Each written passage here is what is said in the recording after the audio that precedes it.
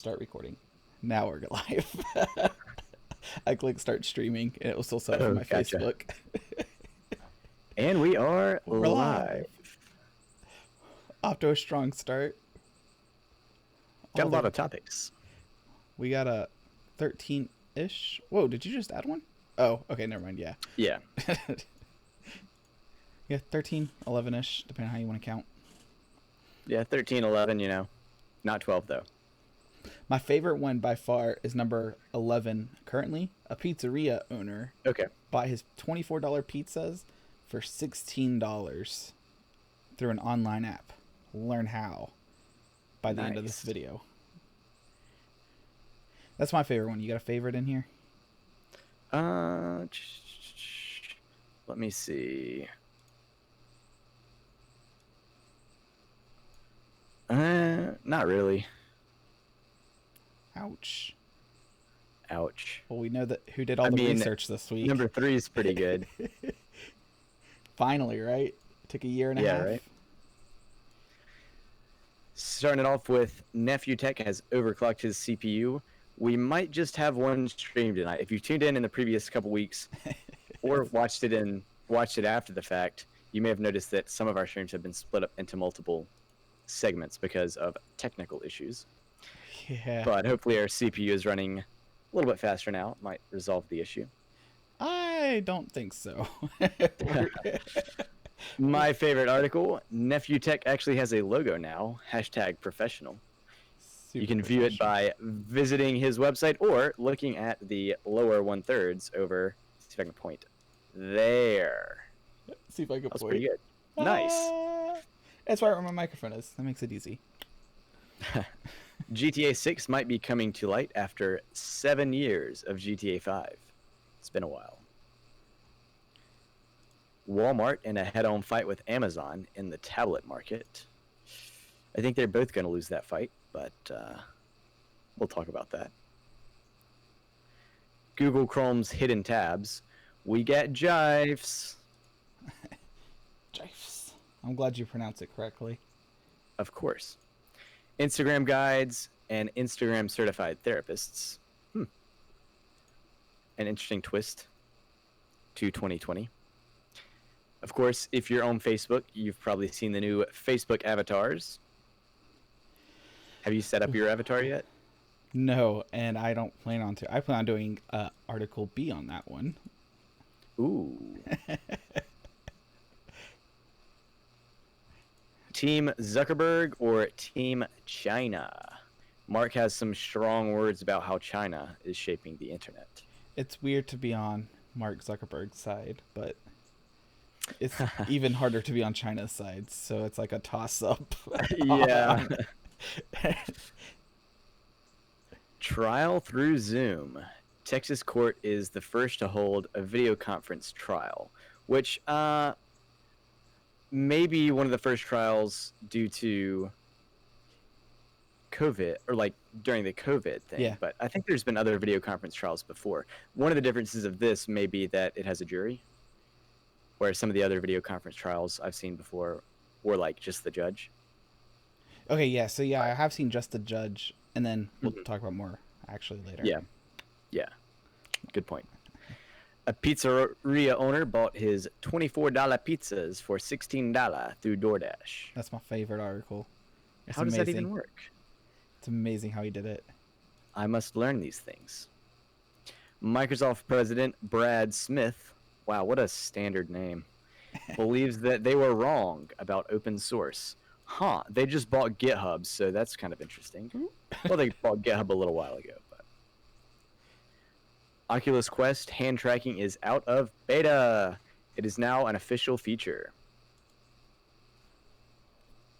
Sweet. I think we're skipping straight up to the GTA topic because we can talk about the other ones during sponsor spots. Yes, good point. So we talked about it once before on how long GTA 5 has been the game for Rockstar. Quite a while, to say the least. Oh, let's see if this works. Yes. Latest Nice. GTA 6 update claims Rockstar's latest is still years away. Wow. Their subtitle is "Not What Fans Want to Hear," which I would assume is pretty accurate. Fun fact about GTA 6 is that GTA 5 is free until the 21st. So if you're watching it this weekend, it is currently free on the Epic Game Store. Otherwise, they're saying it's going to be a couple years. It's still in early development as of April, so last month. So I don't think they've made too much progress in a month for it to change from a couple years to a couple years minus 1 month. Yeah.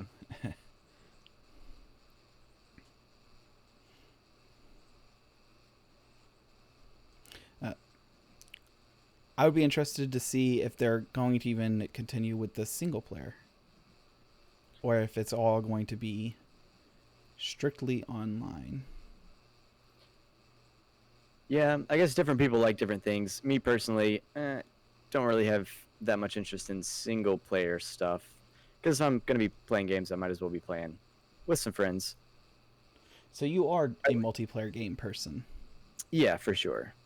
I guess I play some Minecraft, which is multiplayer, but it's still kind of single player-ish. But yeah, kind of like life. It's mostly single player with a little bit of interactions to get I guess food. that's a good analogy there, actually.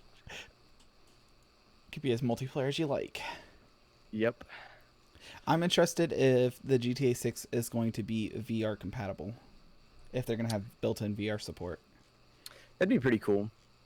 I guess one thing that could possibly prevent that is not a technical issue, but it's more of a compatibility issue in terms of how do you make it fair for people using VR versus people using a mouse and keyboard. Yeah. Especially in terms of movement, because movement is one thing that VR is still kind of working on. Very far behind in.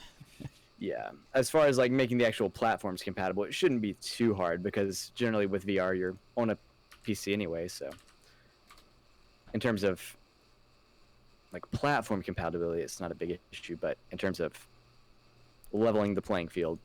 Yeah. Got to use some aimbots. Yeah, exactly. Kind of like console players versus PC players. PC just has a little bit more control with the mouse, but yeah, especially in like shooter games or something. Which, I mean, GTA isn't really a shooter game, but there's shooting in it, I guess. Yeah. Yeah, GTA 5 is actually one of those games that I did buy on Steam, and I played it for about 30 minutes and then returned it. Yeah.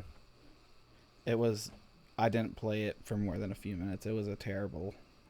Yeah. But just not really your thing. Not my thing. Yeah. But it's free, so, you know. Get it now, and you don't have to download it now even. You can just... Yep, it goes through add the game wallet to your library and then download it in the future if you do feel like playing it. So there's no downside, really.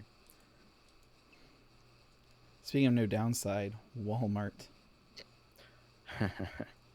Walmart made a $99, or as common folk call it, $100 tablet. Ooh. Got to save that extra dollar. Yeah. It's $100 for the 8-inch and $130 for the 10-inch. It looks like it is going to be mostly a direct competitor for the Fire tablet series. Yeah. With that price range. Mm-hmm. The specs on it aren't bad at all. It includes an HD, so it's a 720p screen. Of course, it's touch. 32 gigs of storage, 2 gigs of RAM, and 2 gigahertz 8-core processor. And nothing fancy with a 5 megapixel camera. The larger 10-inch screen is a full HD instead of just the normal HD, which is 1080p. An extra gig of RAM, so 50% more RAM, and a headphone jack. But then it has the same 32 gigs of 32 gigs of storage, same processor, and it has the exact same camera. 5 megapixel camera. Hmm. It is nice to see USB-C as the charger. It's not for sure. micro USB, thankfully. Otherwise, it looks like a pretty standard on tablet. Yeah. And what I mean when I say, this article is worded Amazon versus Walmart, and I said, I think they both will kind of lose this. I guess I don't really see where the tablets like this fit in, you know? Unless it's for your kids or something. Yep. Because your smartphone is better in every way except for screen size. Yep, so literally. I agree that it's more towards kids because it's a cheap entertainment option. But then I have one very good point of use case. Digital audio mixing. I currently mix on my phone. This past Sunday, we were having problems with the phone app crashing just because my phone is not the greatest anymore. Yeah. And so we pulled out a tablet, and it is so much nicer to mix on a bigger screen. Yeah. But then it's one of those things that why stop at 8 inches or 10 inches? It would be even nicer to mix on a 23-inch desktop screen or 27-inch screen. Although having the touch can possibly be nice too, I guess. So, yep, that's one reason that I don't mix with my desktop is because I can't touch my screen. I do like that the tablet. Yeah, and touch monitors are insanely expensive, so... Yeah, in comparison. I guess I can see the place for this in a situation like that too, where you need... You just need a bigger touchscreen, yeah. Or if you wanted to keep a tablet in every room for some reason, maybe like you have a speaker system and you don't want to leave your phone plugged in on your speakers all the time. Yep. And for some reason it's not Bluetooth, you can just leave the tablet plugged in. Like sitting on the coffee table or something plugged into a cable. Just always there to play music. Yep. Yeah. Like a $100 tablet would be a great thing for like the outdoor tablet for around the fire pit in a gazebo or something. If something goes wrong and it falls in the fire, it sucks. Don't get us wrong on that part. Yeah. It's not the $800 cell phone you just bought. Yeah. That's a good point. But yeah, I thought it was interesting that Walmart came out with this very competitive tablet against the Amazon Fire. Because the other big comparison between the two would be that Amazon Fire runs the Fire OS or whatever they want to call it, and you are able to get the Android store onto it, or the Play Store onto it, but you have to be a little more techy, and it takes time. This comes with just Android and the Play Store, and it's all good to go. Wow, that's a humongous advantage. The fact that anyone can install any Play Store app is a great advantage over being stuck in that Fire OS experience. Especially for something like this, which is more of better fit for kids or grandma or... Yeah. The simple, easy to use ready to go tablet. Big plus. Yeah. I think this article falls greatly under the simple, easy to use category. It is everything but simple and easy to use, in my opinion, and I hate it in every way. That's what I was about to say, yeah. Google Chrome's new tab group prepare... How do you read that sentence? Google Chrome's new tab groups prepare collapse feature to save... I had no idea. Google Chrome now has collapsible tabs, I think is the words they were trying for. Okay, yeah. Yes. A little bit simpler and to the point. Yeah. So on this little GIF here, animated GIF, we can see there's a little green button and it collapses these 3 tabs here, which is pretty neat. So they're all from the same site, I guess? 9 to 5 Google? 9 to 5 Toys. So they're different sites. Interesting. So it's almost like a index. So I don't know, it's very odd. Yeah. I could see a couple use cases for this. I see this be more annoying than anything. But I'm also not the type to have literally hundreds of tabs open. And I am. Really? Funnily enough, yeah. I think I usually have between 7 to 15. But I don't think I've ever really go above that mid-teens. I guess I'd say I'm in about the same range. And that can get overwhelming if you have them all opened in one instance of the browser. Okay. Because you can't read the whole title, I guess. But you can I haven't really used the grouping functionality yet, so yeah. Yeah, so you can see the favicon, and that's usually what I run off of, which is that little icon in the top corner. And that's usually what I go off of because, like, I don't have 7 Facebooks open or 7 Gmails open. Or it's pretty easy to find out which favicon is the one I want. Yeah. The other thing I like is that if you right-click on your tabs in Chrome, you can pin them. I don't know. Yeah, you can in Brave too. When you pin them, it goes smaller. They go down to just the favicon. And so then you can tell the difference between the 9 to 5 Google that you pinned and a different 9 to 5 Google that you did not pin. Okay, makes sense. Yeah. And that's actually what I used to do on the laptop when we streamed over in the other room. Is that I had my dock, my YouTube Live, my Twitch Live, and my Mixer Live all pinned. So all 4 of those were tiny right there, and then all my other tabs were easy to get to. Now I just have Brave and Chrome. So. Okay. Yeah. Yeah, I guess I need to try this out, and then maybe we can comment on it again. Yep. Yeah. I mean, go ahead. The 2 reasons I don't like it is, 1, it's now 2 clicks to go to the tab you want instead of just 1 click to find that tab. True. The benefit to that would be that your eyes don't have to search as much. But I think the search time would be about the same if you have to search for the tab and then search for the tab within the tab. Yeah, because you may have to search through multiple folders. Yeah. Almost, yeah. And then I think this complicates it too much for the older group. I think this is one of those planned obsolescence for older people that might not be able to grasp this concept as fast as techie or younger people. Mm-hmm. Because all of a sudden, their tabs just disappear off the screen. Yeah.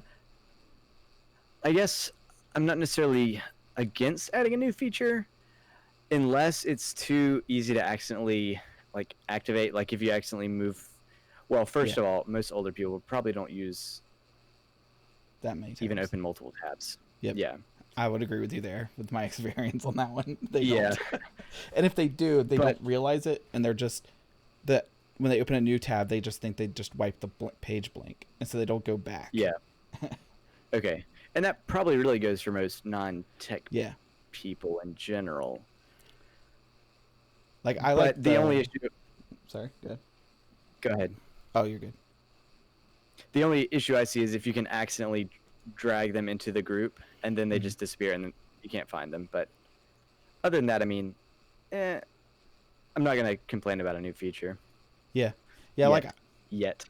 Yeah, like, I like the pin feature because it is hidden under the right-click menu, so you're not gonna accidentally pin something to your tab bar. I mean, you could, but you won't. Theoretically, yeah, but it's unlikely. So yeah, I'm interested to see how it works. How it actually works, yeah. It'd be neat. Now, this one, I have very few nice things to say about it. Instagram adding guides for recommendations, starting with wellness and COVID-19. So I think this was good intentions, bad execution. Okay, yeah. Don't know if you read this yet. I can go over what I've figured out so far about it. Yeah. So from my understanding, it's a lot how the Twitter has its Twitter verification process, where you can submit into Twitter to make your account verified that it's really you. It's the same kind of idea that Instagram can verify a recommendation for guides. It's almost like how if you review enough places on Google Maps. Yeah, you become a local guide. From my understanding, that's what this is. And then from their actual Instagram.com/blog, it has that vibe to it. I wonder if I can find this while I'm talking. But it seems like they're making their own version of certified professionals in fields. I don't know the authentication process to make yourself verified. And then they talk about things about having guides for depression and COVID-19. and getting well. And I'm curious on the goodness in people willing, because you can have bad intentioned people. I don't know how I'm going to word that one. Yeah. Not everybody's a therapist. There it is. Yeah, that's true. But I guess that's one of the reasons they're adding the guides, is to filter out the people who are legitimate from the people who don't have good intentions. You know what I mean? Yeah. But how does Instagram know that? And they are, in a way, taking on potentially a liability in doing that and trying to promote certain stuff. Because then, I mean, they're maybe not responsible for what those people post, but they're purposely putting people who need mental health guidance to these people, so they should be held some type of responsible. But then, oh, you're frozen. We're gonna keep talking just in case you can hear me, but I think you ripped out of here.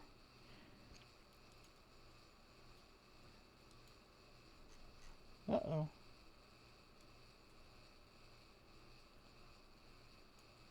Well, he might message me here in a second.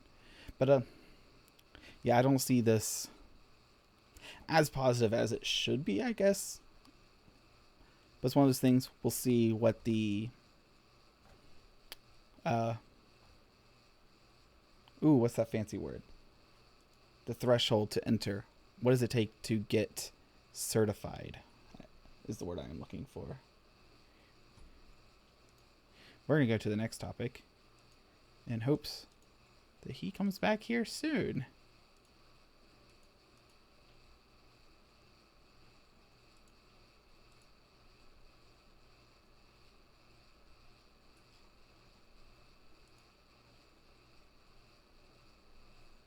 Oh, he just messaged me.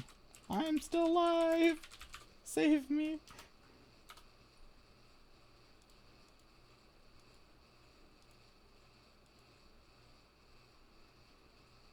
Alright, we're going to do sponsor spots while he figures this out. This video is brought to you by... Here he is. Is it on mine? Yep, you're back. Cool. Nice. Yeah, no, you froze and then you That was just weird. started. Cool. Did you have anything else to say about the Instagram stuff? I can wrap it The up Instagram with, thing? Yeah. I guess just what I said, like, you had talked about how some people don't always have good intentions, and I guess that's kind of the reason for Instagram adding people as guides, Yeah. is to try and filter out the people with bad intentions as much as they can. But really, how well does Instagram know Yeah. what kind of intentions the people have either? And Instagram is somewhat taking on a liability in promoting certain content from certain people. Even if they're not creating the content, they might not be directly responsible for the content, but if they're promoting the content more than just normal content, they do kind of take some responsibility of that. So we had kind of talked about it last week, actually, where I don't remember, I think it was Twitter was hiding tweets that contained information that was not verified. And we talked about, would it be cool if Twitter could provide a positive identification for information that was being shared that had been verified? Oh, yeah. We were talking about that. And we kind of talked about how it can be dangerous for Twitter to be hiding or sharing information, like Twitter as a organization sharing it more or less based on their interpretation of it, rather than just letting people kind of see the information for themselves. And the whole censorship thing, which I think Twitter certainly has the right to censor stuff on their platform, but they become somewhat liable for the content on their platform if they choose to do that, in my opinion. Sweet. Cool. I think we're up to sponsorships. Sounds good. This video was made possible by NephewTech.com. Mainly NephewTech.com. With a lot of help. We couldn't do this multi-streaming without the J Mart Media. True enough. True enough. I would have never figured that out. I would be running 2 OBS instances. Yeah. And man, that would have killed the CPU. Speaking of CPUs, NephewTech has overclocked his CPU. Yep, I overclocked it. It's currently running at 4.39 gigahertz, 100% utilization on all 4 cores. Whoa. I could pull up AIDA 64 actually. AI, how do you spell AIDA 64? Good question. I know I have it on my computer. It's under downloads. So most CPUs, I don't know how much you actually care about this. So I overclocked this morning, and I decided to just go with 4.4 because that's what a lot of people do for my CPU, which is the i5-2500K. People have been able to get up to 4.8 and such. Its base clock, that's insane. Yeah, its base clock is 3.3.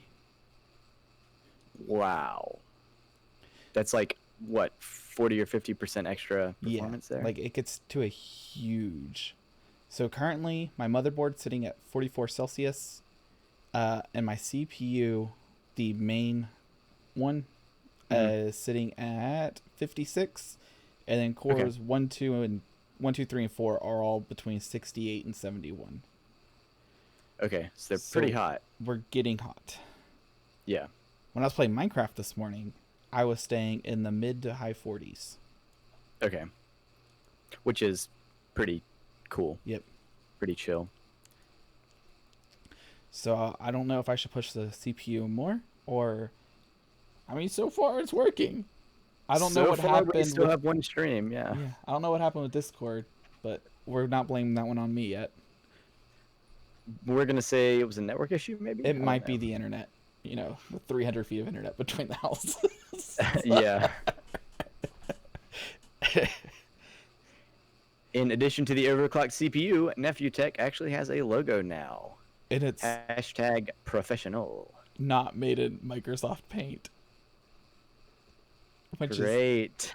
Which is like I don't know if you're sarcastic there or serious. No, I did not make it in Paint. The other one nice. I did. Okay, yeah. Wow, that was probably painstaking. Copying and pasting, rotating, flipping. Yeah, no, it was pretty terrible. Did you make it with your same thumbnail software? No, I ended up doing Photoshop. We went the cheapo route. The easy peasy route. So yeah, check it out on his channel. Speaking of new logos and avatars. Whoa, look at that. Facebook avatars. That was a good one. Facebook launches Bitmoji-like avatars. We talked about this probably 3 or 4 months ago. About Bitmoji in general, I guess. And how terrible it is. And I guess it was about Snapchat's Bitmoji. Okay, yeah, probably. Yeah. But apparently you can make them now in Facebook. So if you want to make you in Facebook, here's your chance. There's a whole tutorial here. I really don't want to go through the tutorial unless you just really want to. But we're 30 minutes in. No, I'm cool. And we're halfway through the topics. We're doing pretty good on time. Yeah. But yeah, so you can make you, and then you can just use your Bitmojis as comments. And that's pretty much it. Okay. That seems like spam right there. Like literally using your Bitmoji in the comment section and just commenting a picture of your Bitmoji. Is that what you mean? Yeah, so like your Bitmoji can be doing actions or saying things. Oh, okay. Like your Bitmoji could be doing a big thumbs up or something. Yeah, it's almost like gamifying your physical personality is how I would put that. Gotcha. So, I can definitely see how people would like that though. How they would enjoy it, yeah. Because it is kind of like talking to friends inside of a video game, like how sometimes we talk in Minecraft or something, or when I used to play World of Warcraft, I talk to people through World of Warcraft. Mm-hmm. It's probably a lot like that, which is fun.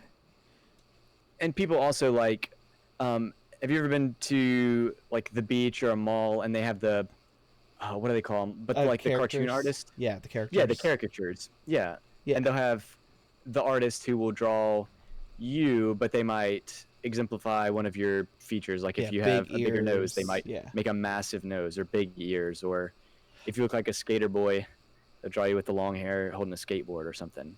I would argue that that's completely different than what this is, though, because that gives you a physical, tangible memory of the experience you had at a place.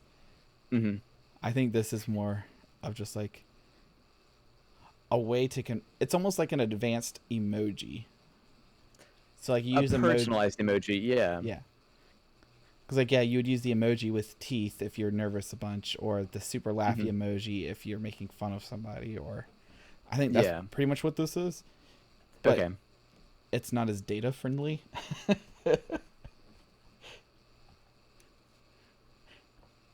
Yeah. And the best part about these Facebook avatars is lifehacker.com tells you how to hide these new avatars. I thought it was great. So is this even going to be for like people's profile pictures? Because that's where I think that's the only place I've really actually seen them, is people setting them as their profile picture. No. So down here you can see, here's the avatars here. Okay, yeah.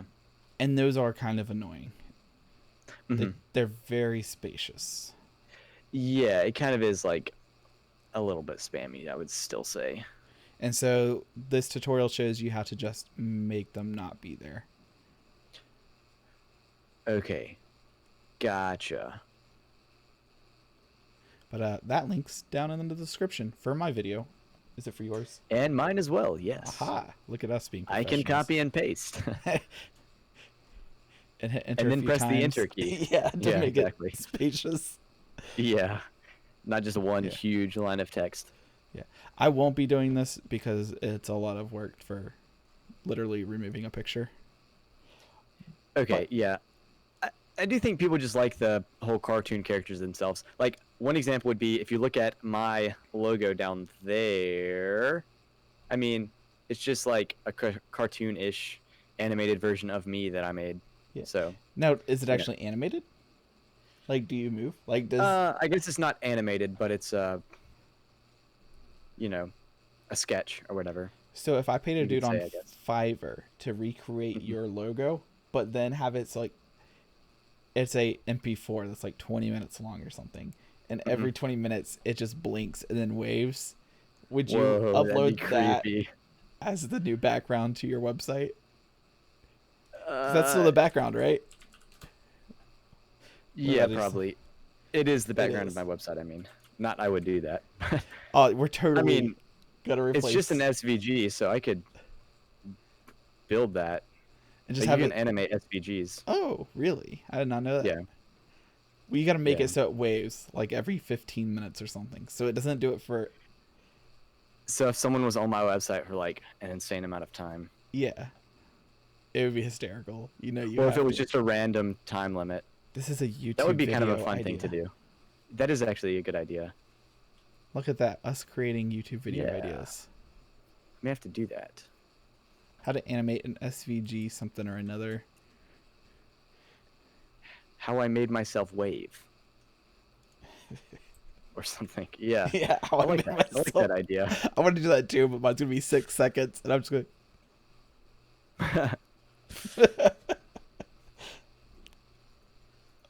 Oh. Yeah, I like that. Some things we may not like. Go ahead. Oh, I didn't even know you could animate SVGs. Yeah. Yeah, it's pretty cool. It's pretty flexible. Mark Zuckerberg worried about China's influence on internet regulation. This is wild, in my opinion. The Facebook CEO said it would be up to Western democracies to devise a data privacy framework. Classic American. Let us decide for you. So here's a direct quote from him. just to be blunt about it, I think there is a model coming out of countries like China that tend to have very different values than Western countries that are more democratic. And he's not wrong there. Yep. And so he goes on to saying that to have a clear framework for data privacy, which is a weird way to word what Facebook does with your data. But then he does go on to this paragraph here. Zuckerberg praised the EU's General Data Protection Regulations, which is the GDPR, which I believe is that thing that pops at the bottom of your web browser that says, "Hey, we have cookies." I believe that's what the GDPR is.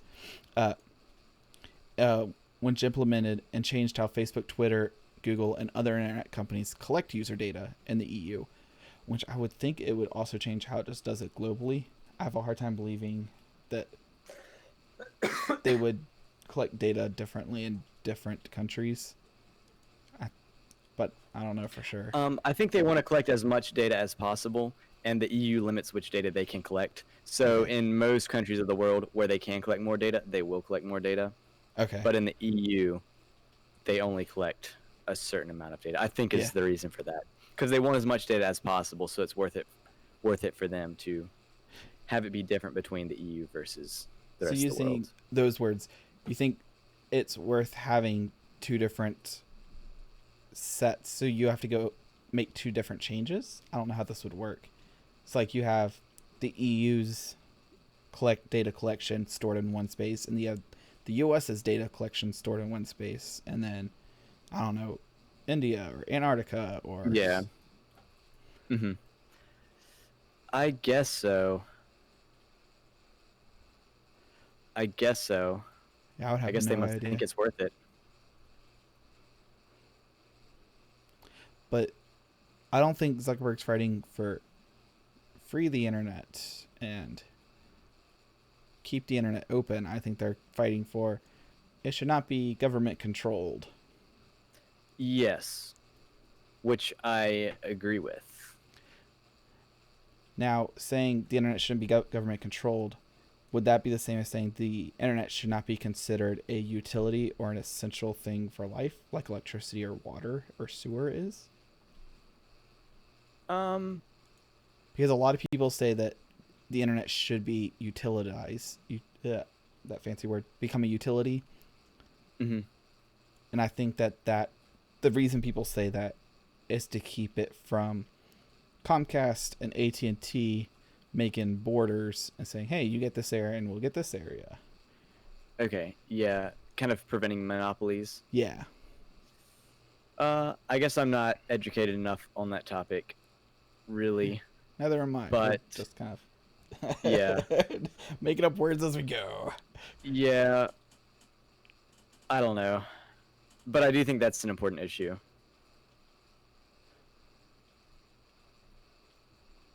But yeah, you don't want the government regulating it, and you also don't want a monopoly.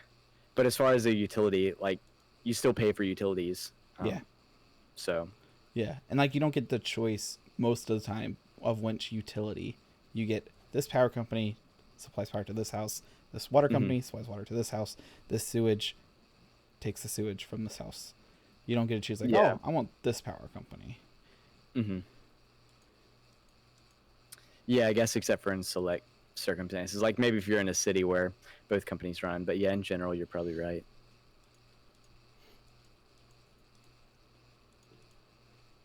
But I don't think Mark Zuckerberg should be the one deciding it either. But I don't think that's necessarily what he's saying here. He's just saying that, yeah, I would take this as him saying that it's an important issue, which I agree with. And I think he has enough push behind his name that if he says this is important, it's more likely to hold than if, Brad Smith, the Microsoft president, said it.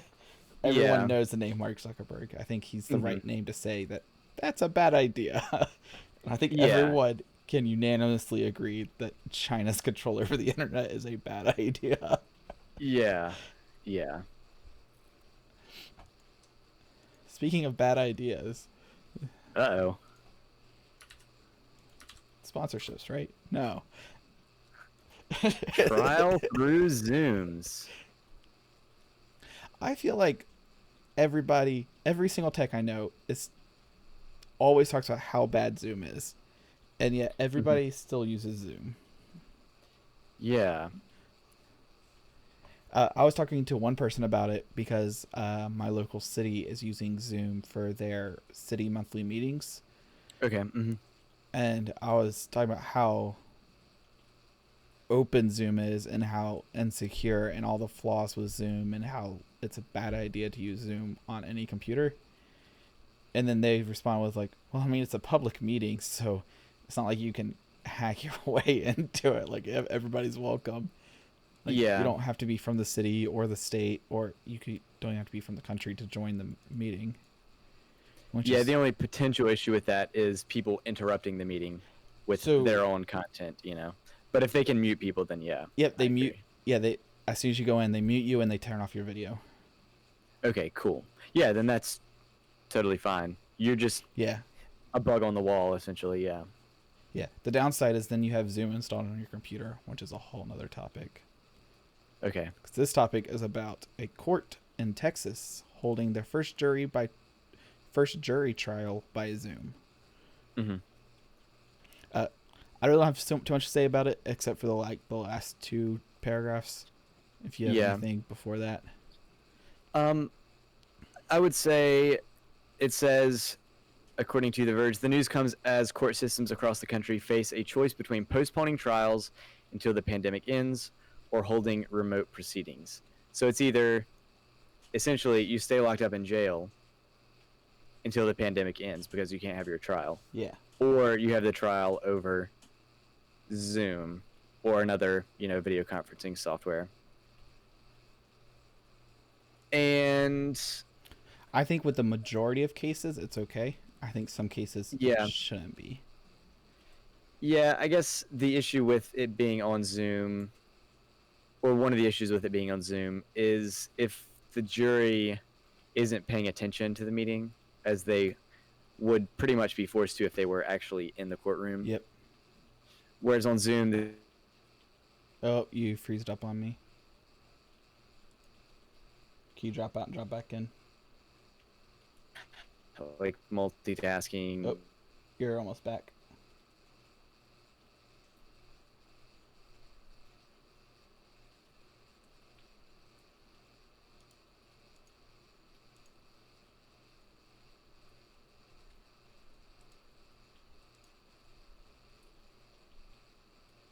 Come on, you can do it.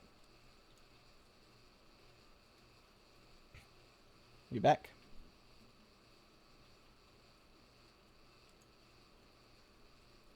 And he's gone. All right, so we're gonna wait for him to jump back in real fast. But the problems that there we go. The problems I see with it is this right here on this paragraph here. Yes, you can see it.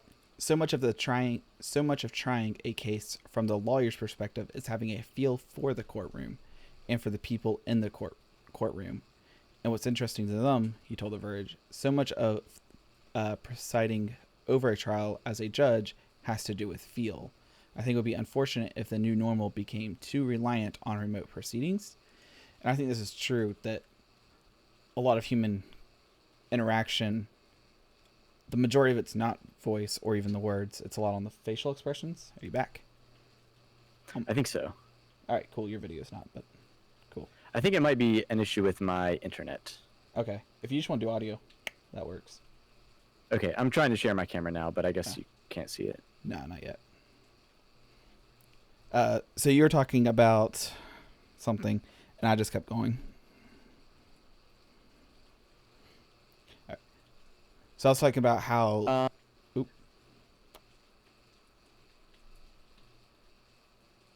I lost you.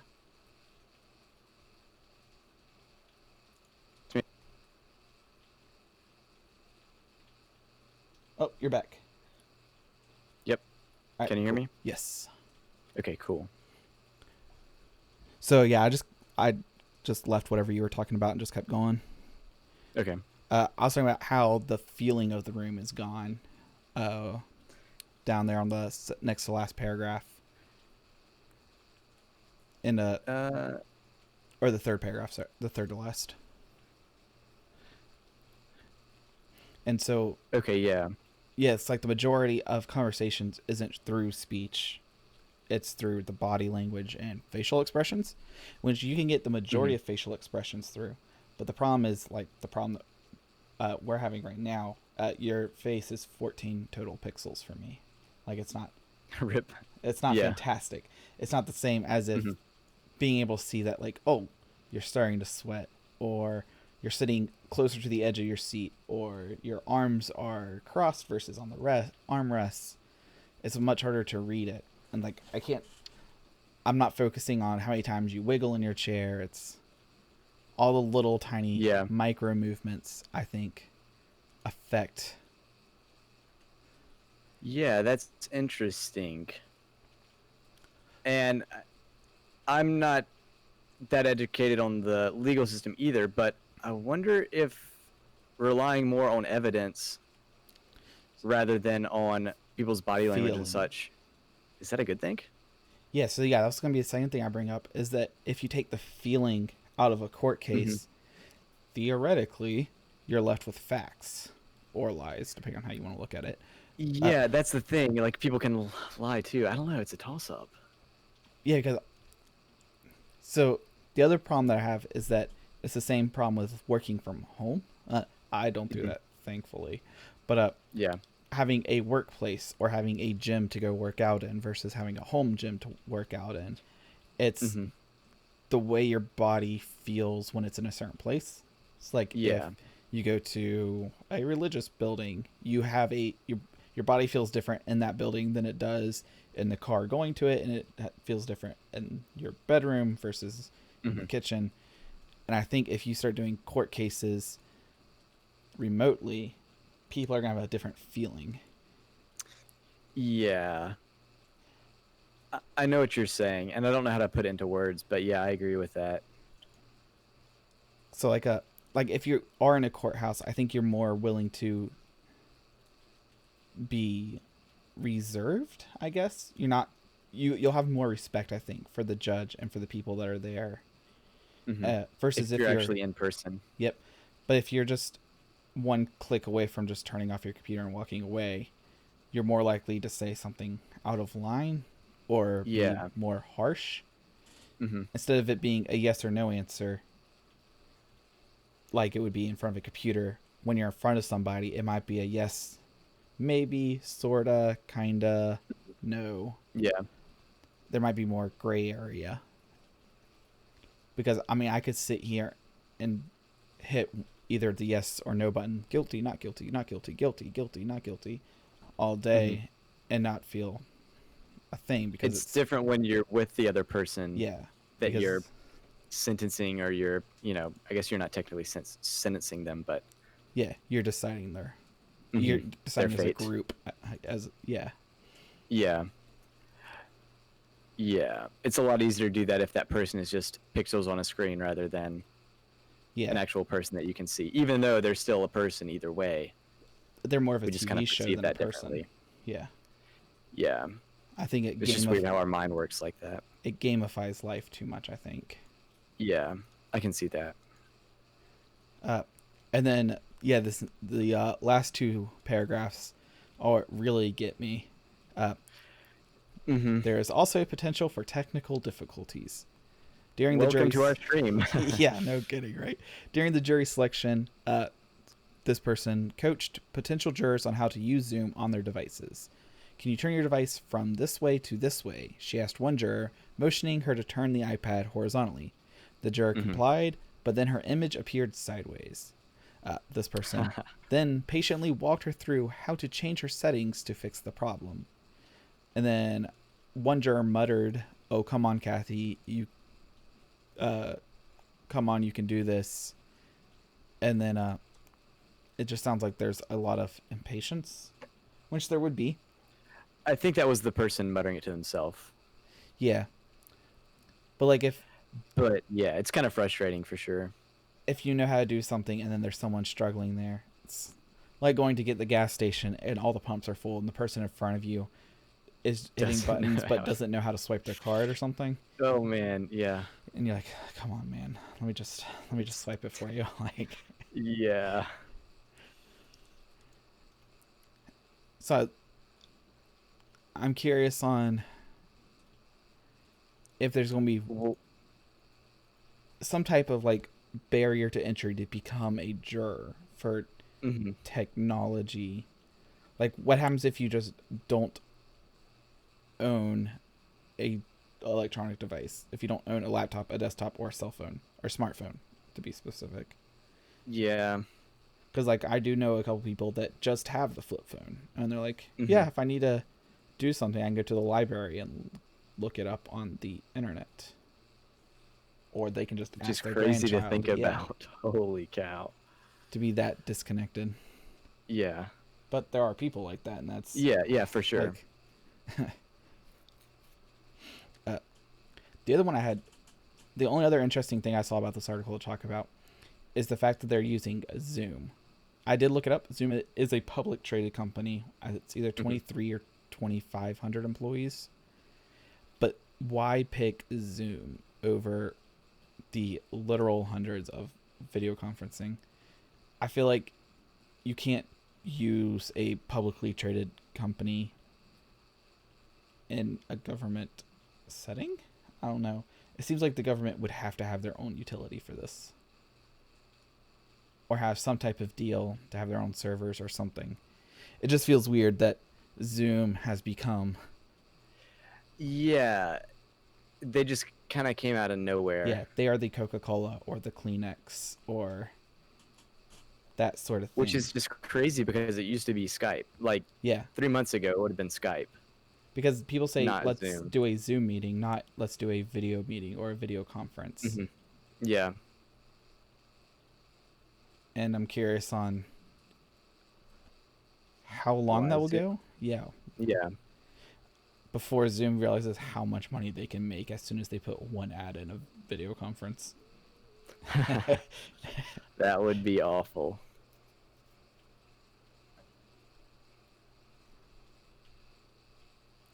Speaking of something maybe a little bit less awful. This is crazy. I love this article.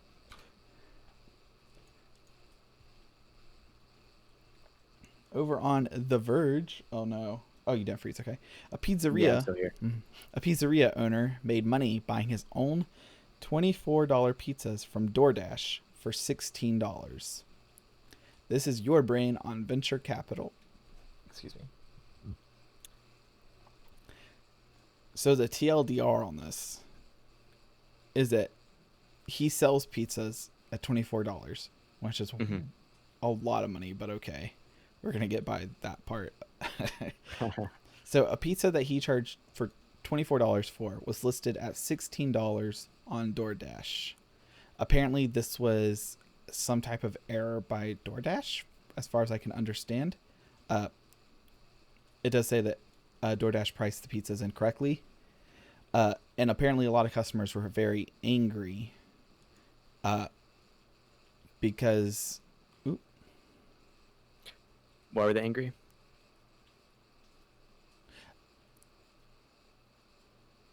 Can you hear me? Yeah, sorry. Okay, cool. I misread the sentence. Because it says here is that it was a real problem because of Yelp reviews and angry customers.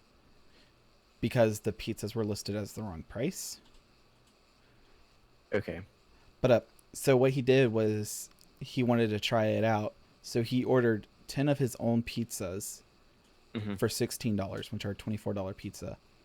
And so he paid DoorDash $16 per pizza, and DoorDash paid him back $24, which gave him a net clean profit of $8 per pizza, and he made $75 instantly.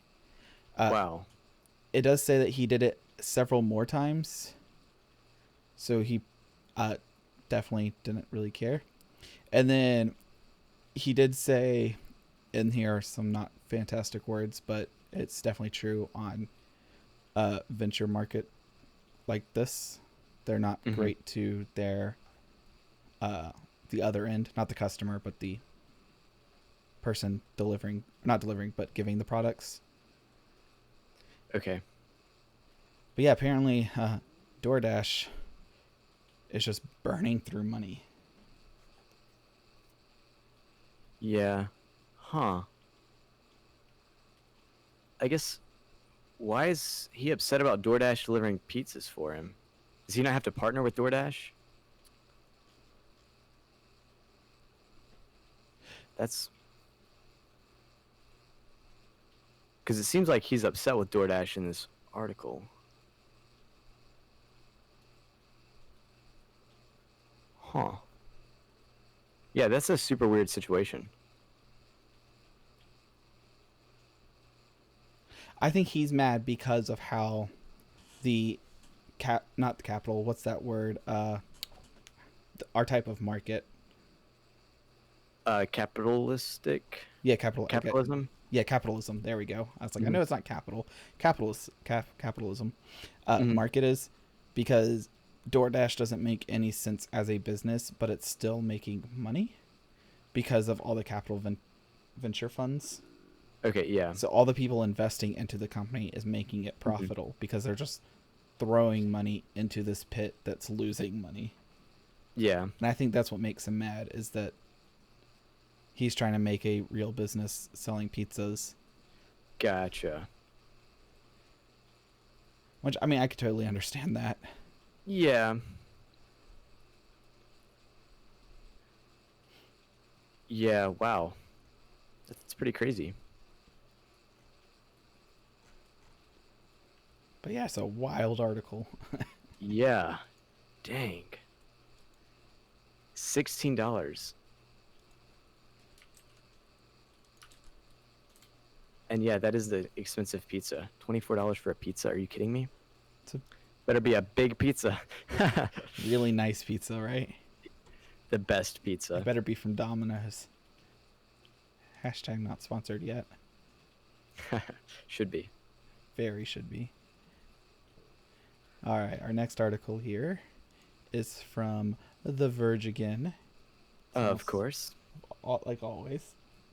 We have Microsoft. We were wrong about open source. So Microsoft's always been pretty much against open source. As far as, oh man, I forget his name. It says, go ahead. Oh, if you have it, you can say it. Microsoft CEO Steve Ballmer Yeah. famously branded Linux a cancer that attaches itself in an intellectual property sense to everything it touches back in 2001. And it links to another article by theregister.co.uk.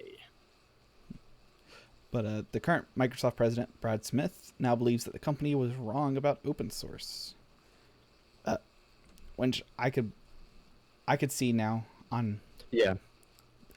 Because Windows 10 has been looking more and more like they've been giving it away for free, which they kind of have. And they're moving away from making money from one-time purchase softwares like Windows or Office. And they're moving to software as a service, which is just subscriptions.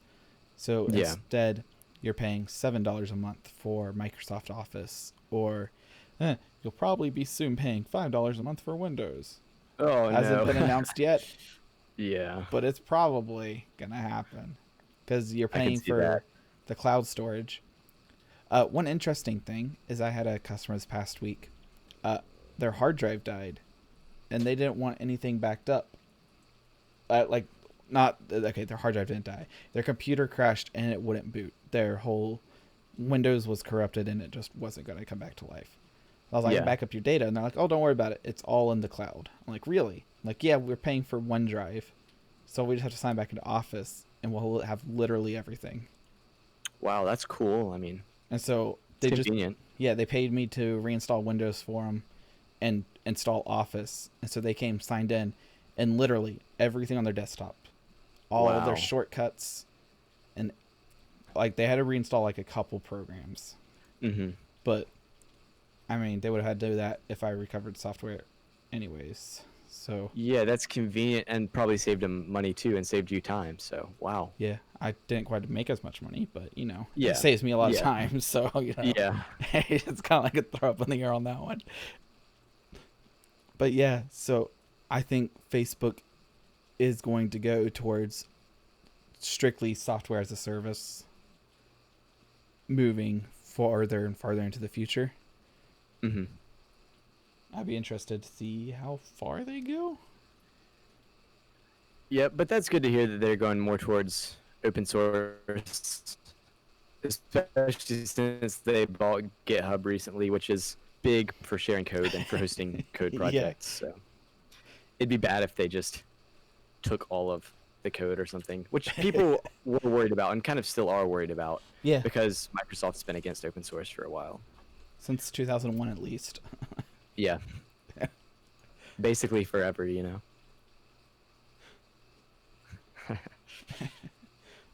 Oh man, we made it to the bottom of the page. We're only an hour and 53 just in time seconds. too. Yeah, this is pretty much perfect timing. It's amazing. You need to cut out more often. Coming from our friends at The Verge, Oculus Quest games are getting controller-free hand tracking this month. So this is something we've talked about before too, where the headset has some kind of cameras or sensors that can see your hands and see what position they're in. So you no longer have to carry a controller. And you we've just talked play the game with your hands several times about how this is both good and bad. Yes. It's great because now you're not holding an object when your hands are empty, but it's bad because now your hands are empty holding an object. Yeah. There's no like tactile feedback. And I think it'll be interesting. Go ahead. Oh, I think one of those things like that, tactile feedback, when you play Beat Saber, the controller vibrates when you hit the note. I think that is super important. Having that vibration. Yeah. I wonder if they can replicate that in some way with audio. I wonder if you could still just use the controller and you get a choice. If it's an option, yeah. Yeah, because I guess for some games you may want the controller and some games you wouldn't. It'll be interesting to see reviews that come out and say, you know, complaining about the accuracy of this or, you know, praising the accuracy of it. Because I believe, I'm not 100% sure, Steam tells you what they're using to play. So it'll say like HTC Vive. I wonder if it'll also tell you like played with controllers or played with hand tracking or played with Vive Pro controllers or... And it gave you more specified. And then you can even sort reviews. So you can say like, oh, I want to play with this setup. And then you can see the reviews of the people that played with that setup. Cool. That way the reviews are more applicable for you. Yeah. Yeah. Because, yeah, I do think playing hands-free in some games would be fun. Like the image they have here.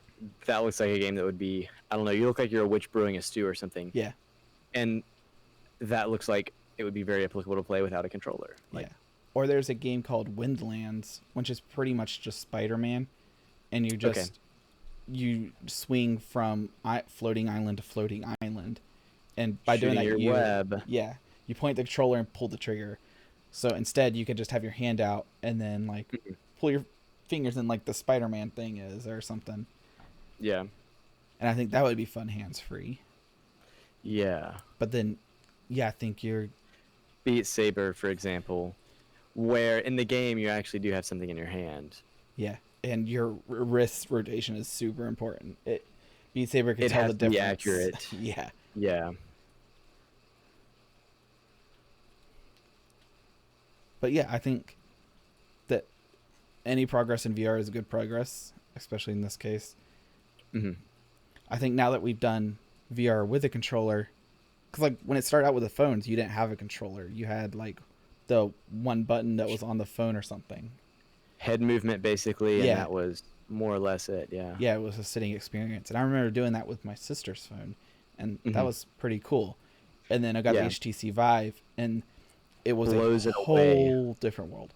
And then a few months ago, I got the wireless add-on onto the headset, and it's a whole new experience again because now you're disoriented in your room. Like you take it off and you get motion sick because like I'm not facing the couch, and it's really you're weird much more free wireless. Yeah, and you'd be that much more free without the controller, depending Yeah. on the game. Now all I gotta do is get rid of the headset. Get those eye implants or whatever. Yeah. Get rid of the body, and then just I think what would be Ready really Player One all over again. would be air jets or fans, and have multiple fan setups or something to make tactile touch almost. Because a lot of people do like VR suits, but then the problem is like VR makes some of us really sweaty. Like, Yeah. you don't want to wear a VR suit after me. Yeah. But yeah, I think it's a really good progress and it's going in a good direction. Yeah, it's a really cool idea. And it'd be really cool if it works well, Yeah. Fingers crossed, my VR hand. Yeah, your VR hand crossed. Can it detect it? I don't know. We'll find out. We'll see. Speaking of what we'll see, next week we'll get even fancier. I don't know how we're gonna We get might any fancier. have an upper third. No, just kidding.